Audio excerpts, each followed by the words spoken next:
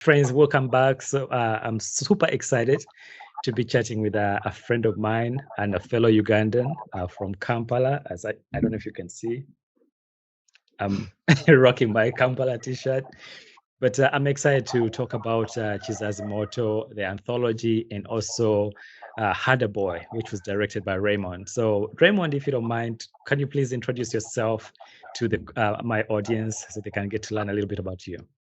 I'll be very short and sweet. Raymond Malinga. I directed episode 1, Harder Boy, for Kizazi Moto, and also the CEO of the Creatures Animation Studio here in Kampala, Uganda. And we did a film called A Calaban Date My Homework. So, Yes. Thank you for that brief introduction. So Raymond and I are both from Uganda, and that's why this meeting for me is exciting, because it's been a long time. We've both been trying to push to get like African stories told. So Raymond, I wanted to ask you a few questions about the series itself. I see, and I watched the whole anthology from beginning to the end, all the way. And I actually hope to talk to Ngendo at some point. But I wanted to, first of all, to get the excitement out. How do you feel right now that it's I think in front of people? I think it's there's some level of satisfaction because I think the response has been quite good. Yes. And I think word of mouth is getting out there that the show exists, and more people are getting to watch it. And it seems everyone who watches it seems to be like, "How come I didn't know about this thing?" Which Yeah. is a good. I have to be very thankful, and the whole Kizazi Moto crew has to be really thankful. That's the response. So I'm excited. It was quite. There's a lot of anxiety at some point, but I Yeah. think right now I've calmed down. I'm like, I think we'll be fine. It turned out great. Yeah, man. I watched it from like when the moment the music started, and I see, Chwe. Actually, I don't even want to spoil this for those who have not watched it, right? So my questions are really going to focus more on the behind the scenes and how this was created. So where does this story come from? I mean, is it something that you've been like percolating on, working on before you met with Triggerfish or any of these opportunities? Yeah, so a version of this story, I first wrote a version of this story when I was back in university. Wow. And when I was, it has changed so much since then, but it has always been called Herder Boy. And the thing is that at that time, I remember I was in Malaysia and I was trying to challenge myself to come up with plot lines that are more from where I come from, because you have to work hard to shed yourself of all the influences you grew up with to actually get down to a kind of a story that is not that truly comes from where you come from. So I think it was one of my first attempts to write a story, and back then it was actually based on the Maasai, but then when it came to Kizazi Moto, I changed it to be based on more a Uganda centric lore, right? Yeah. And I don't regret it because I feel like it's way more exciting to me right now as a Ugandan to see it play out the way it has. Awesome. So, and for those of you who don't know, Raymond and I go a long way. We've been chatting like when he was still in Malaysia, like this whole journey of him starting a studio. And it's been an amazing, amazing journey to see you grow with your team and to be here. So, can you tell me a bit about how were you able to ensure the authenticity in portraying Ugandan culture and traditions in the film? Can you provide some specific examples? Yeah. Yeah. So one of the things that I was trying to do was I wanted to. Uganda is incredibly diverse, like most places in Africa, and I saw the opportunity to involve a couple of cultures inside there. So it's kind of a Ugandan fusion, and a lot of the way my Harder Boy is structured is that anybody from anywhere can watch it and enjoy it. But like the people who do know the cultural significances will look at it and say, isn't that that? Isn't that this? Is that this language? You know?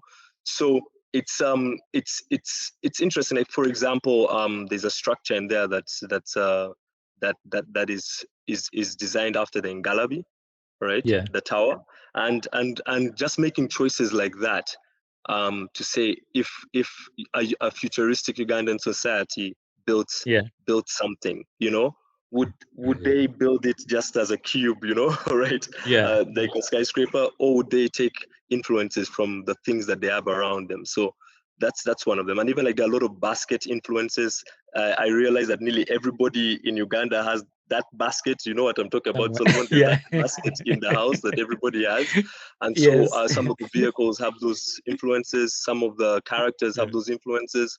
So it's just by going and looking for things that are so Ugandan, you Yeah. manage to start making it more authentic, even if it is Yeah. a futuristic setting. Absolutely. So one of the things that really struck me as I was watching the whole episode is that, you know, when you go out into the field, and for those of you who may not have experienced like village life in Uganda, when you go to the village, like when you go to the garden, usually you carry with you some food like cassava, we call it, you know, muogo, you know, things like that, right? So when I was thinking about the Uganda in the future, or your story as a futuristic exposition, I was wondering, you know, would there be like like a Rolex, you know? Like, did you Uh, consider putting a Rolex in there?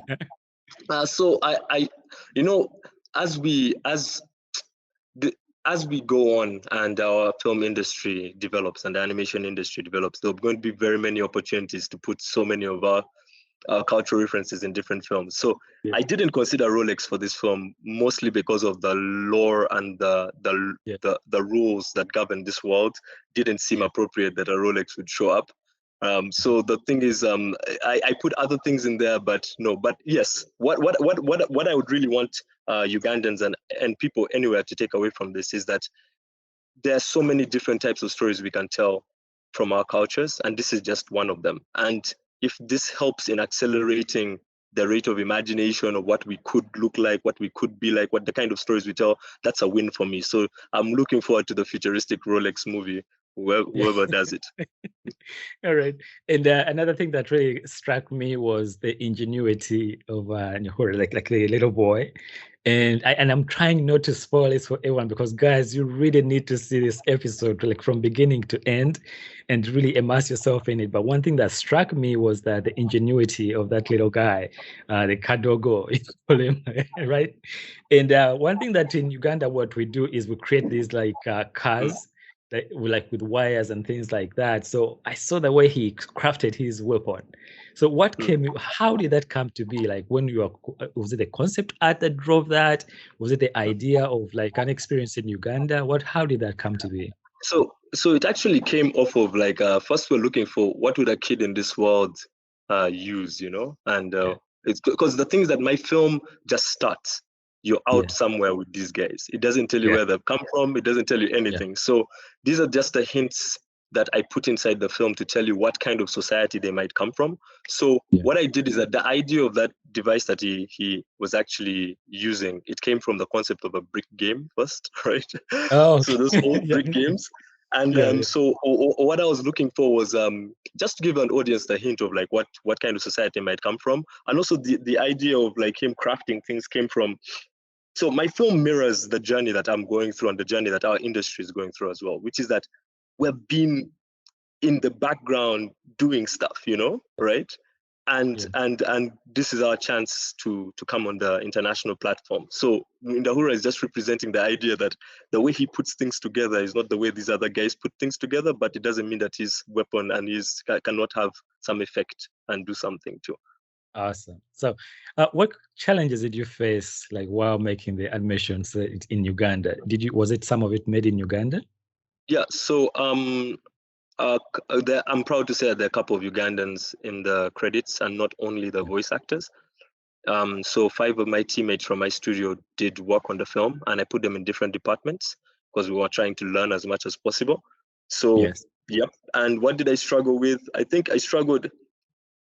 It's interesting because I've been asked this question before, and I've come to when I look back, I think this is the part that I really struggled with. It's strange, when you're working, you you Ugandanisms are not the same as South Africanisms, you know. Yes.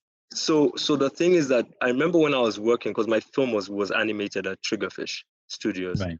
and I remember that it was very easy for the team who were mostly South Africans to to not recognize and pick up on Yes. Ugandanisms. And I remember I had to fight to bring some of these things back in, Yeah. and I think that was the most difficult thing for me. But at the end of the day, I think that we all came around and we made something that I think Ugandans should be proud of.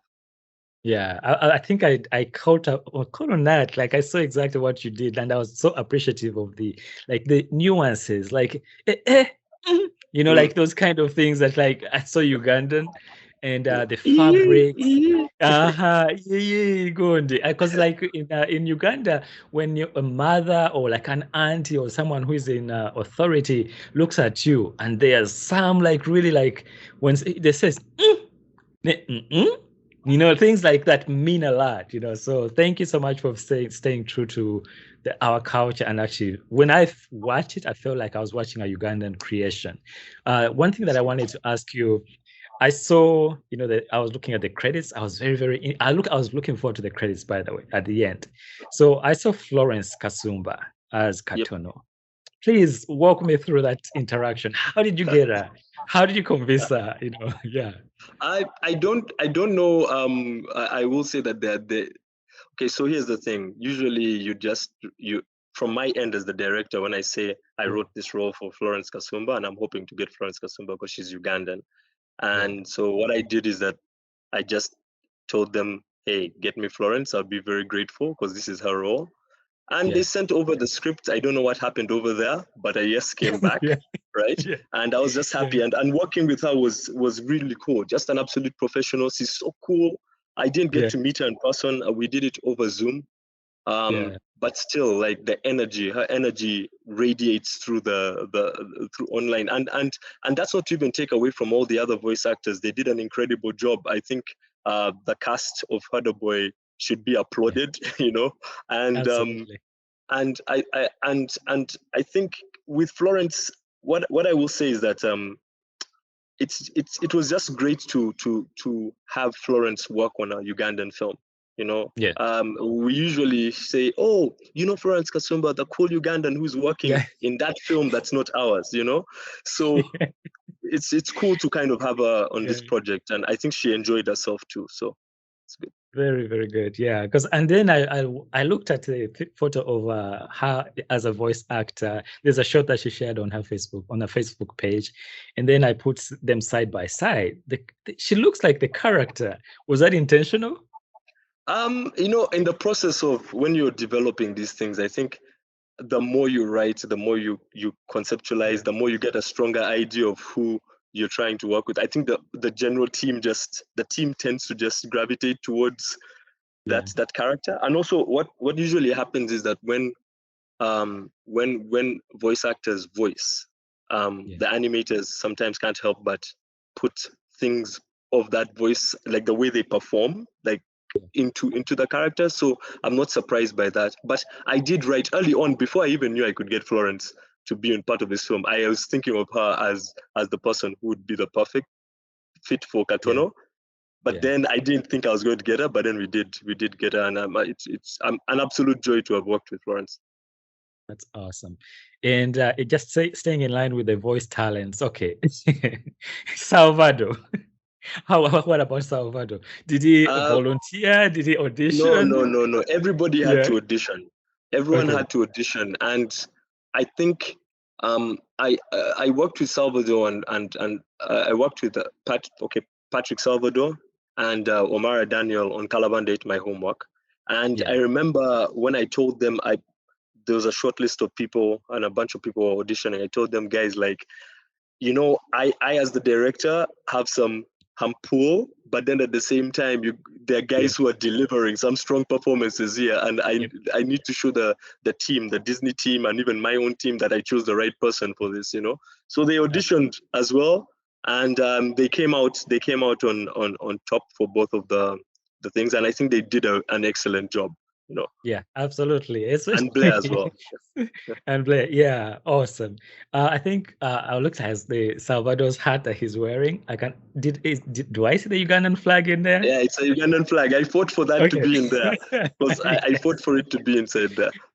Yeah, thank you so much for that. Because I kept looking at it. I couldn't, my eyes could not, turn away from it because like, that's so Ugandan. And then at the very end, when that line that he says, again, I'm not going to spoil it for because I want people to actually watch this episode. It's an amazing line to look out for that. Thank you so Mm, much for putting that in there. I wanted to ask you about uh, the cultural research, right? mm. If I saw Tagan Wagaba as one of the Yes. cultural consultants. So how did that go? How was that helpful? Yeah, so after doing a couple of drafts and versions of the film, getting it past animatic layout stage, I think they brought Yeah, in cultural consultants. And so Mr. Taga came in and he just did a general review of the film to see if there's anything that I was not saying correctly, And I yeah, was corrected on a few things. And it was helpful. But generally, what what I was curious about is to see, because he has such a wealth of knowledge, yeah, and it's so. It was curious to see if somebody who knows the culture so much would be yeah. able to buy into the fictionalized version of it, and Right. he loved it. He said this is, I think, one of the things, and I will not spoil, but one of the hardest things to do on the film was add how do you add value to the cows in terms of Yeah. their visual Yes. appeal Yeah. without damaging, because they're already beautiful looking cows. Yeah. And it's funny, the development process, I remember we tried to do so many things in the concept design of that longhorn cattle, of the Yeah. longhorn cow. Then we realized that this thing's already beautiful, you don't need to put too much onto it, you know Yeah. Yeah. and then the way we decided to, a part I'm talking about when they actually start working. And Yeah. when Yeah. that's added on, that was the part that I was afraid of the most, because you Yeah. can either get someone saying you've made our cows look ugly, or you can tell Yeah. them, or somebody can say, I really love it. And when Mr. Tiger came and said that, I know it actually is a very interesting addition to the cattle, So I'm keeping it vague like that, but that was Yes. a really cool idea that I think guys will appreciate when they see it. Very cool. And I had a question about the source of energy, right? What was the inspiration behind that? Um, so um, it comes from, so here's the inspiration. So I was looking for, um, this is a very crazy conversation, because like it spans, my film is very simple on top, but it has like so Yeah. many layers. So I'm trying Yeah. to figure out the best way of saying this. Let me give you the simple answer, right? Yeah. So I thought that when I looked at Tanzania, right, and I saw they have that the mineral that's over there called tanzanite, right? And Yes. I thought it's so cool for a country to have a mineral named after it, And I thought that Yes. if we were going to have a Yeah. futuristic version of Uganda, and they were the guys who had managed to refine this mineral, I wanted them to Yeah. name it after their kingdom, so that everybody knows, right, who owns it, Absolutely. So it was Yeah. Yeah. Yeah. that's where it came from, and just generally it has different color states that mean different things, but in a longer forum we Yeah. can get into this, But Absolutely, because for me, like that, I picked up on that as again as a fellow animator and storyteller. I was like, this is so brilliant, because like in Black Panther, they have their own source energy, but you had to find something unique to yeah. Uganda, and that's I truly appreciate the way you approach that. And then there was something about reference performance. In the reference Mm, performance, I see Robin Malinga, your brother. yeah. So what is it? How did that happen? So it's really cool that you went through the credits, because all those people deserve their credit. So what the reference performance was is this: usually in animation you do scratch voices and around the Yeah, animatic stage in order to guide the animators before we have done final casting. So yeah, we brought in a set of actors, and Robin oversaw that performance. He was in the sound studio doing the mixing, helping with the guiding of the voice performances. And yeah, so all the actors that are listed there in the early stages of animation, their voices were the ones being used to help guide the yeah, animators before we got the final voices. So that was very necessary, because like if I got there are just some things that only a Ugandan could give you, yeah, and it was important for me to have the reference voice actors, even if they were not going to be the final actors, right, to be yeah. to be authentically Ugandan and just give me something, and give the animators something to work off of. Awesome. When I was in Bodo Junior School, this is a missionary school, on the outskirts of Kampala. We were there when the 1986 war took place, the coup, right? So the term Kadogo has like different meanings, in Uganda. So just give me an idea, or give an idea to our listeners or people who are watching, what Kadogo means in Uganda. Kadogo is like it has like, okay, the context comes from the military. It's like a small soldier, like the recruiter, and but also it can kind of be used as a derogatory, like not derogatory, I would say like something to minimize like somebody, Yes. you're like below standards, you're just a small person, and so by calling Indahura in the film Akadogo, it really means like it's as if you're saying you little wimp, you little child, like with so much looking down on him. But at the same time, it's like it's interesting because it also acknowledges the fact that you do recognize him as a soldier, even if he's small, right? So it's quite interesting in that regards, Awesome. Yeah.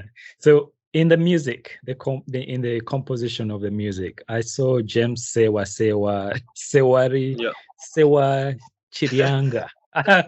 That's a really long name. I was like, so tell me more about the music itself, like the production, because it really added a lot of like depth to that. Because when I'm watching movies, I usually turn the sound off the first time, and then I just watch it, and then I turn on the sound the second time.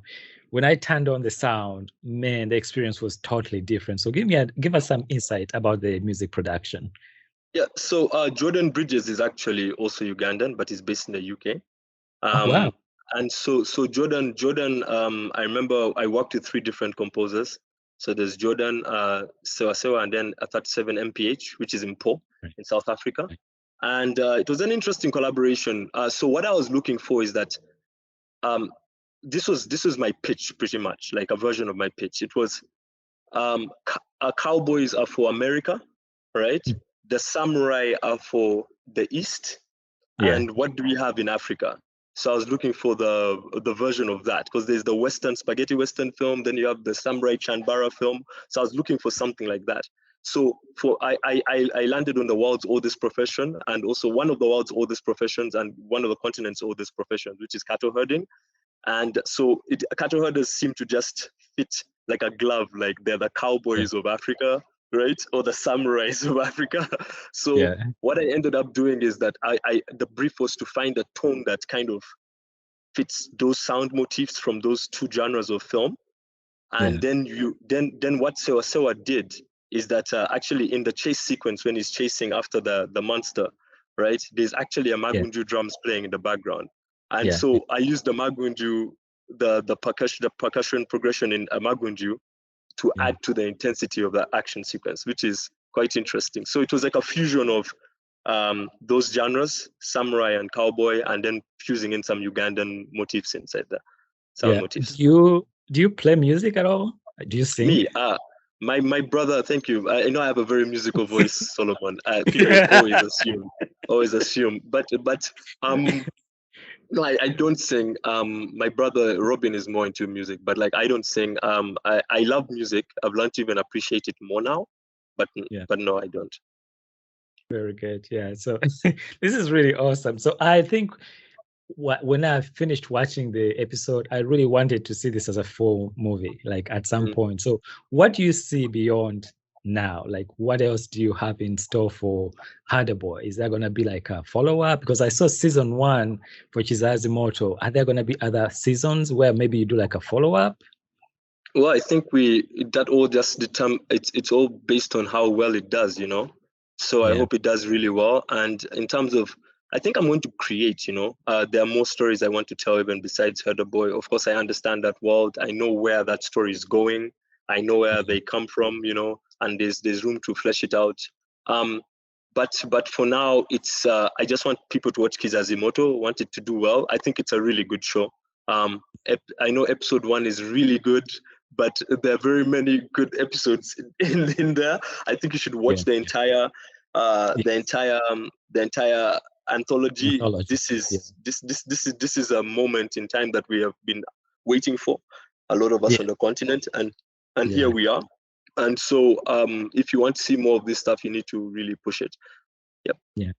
Thank you so much, Raymond, man. Because I remember that chat when you're transitioning from, Malaysia and now to where you are. I am extremely proud of the work that you've done, the Thank you, man.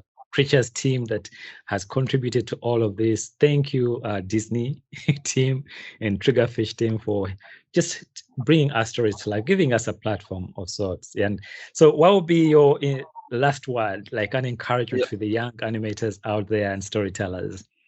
Yeah, I have a couple of things to say. But what I will say is this: first of all, Herder Boy is a story that asks the question, what if our society relied not only on food, on cattle on food, right, hides and clothes, but also their technology, right? Which is an interesting premise, especially because cattle are very important to Uganda and a lot of parts of Africa.